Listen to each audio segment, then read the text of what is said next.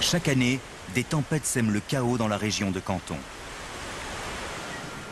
Les bourrasques dépassent les 200 km/h et peuvent facilement détruire un immeuble.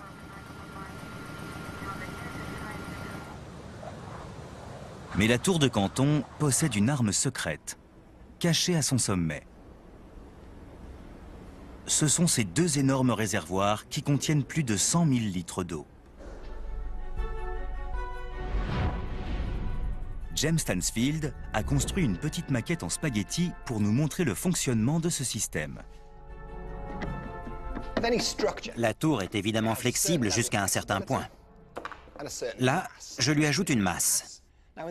Quand le vent frappe la tour, celle-ci se met à osciller.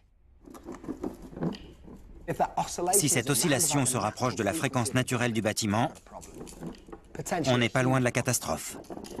Au bout d'un certain temps, cette tour se brisera. Jem teste maintenant une autre maquette. Cette fois, il a installé un récipient rempli de liquide au sommet. Voyons ce qui se passe.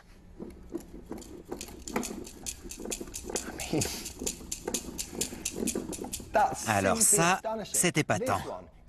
La première tour est à deux doigts de s'effondrer, alors que l'autre reste très stable. Tout ça parce que le liquide contenu dans le réservoir au sommet oscille à contre-temps, ce qui annule le balancement de la structure. C'est simple, mais génial. Les réservoirs d'eau de la tour de Canton font office d'amortisseurs. Ils sont montés sur rails et peuvent glisser d'un côté à l'autre. Lors des typhons particulièrement violents, ces amortisseurs peuvent se déplacer de plus d'1 mètre. Ils absorbent l'énergie du vent et assurent la stabilité de la tour. Ainsi, les convives des restaurants peuvent siroter leur vin sans en renverser une seule goutte.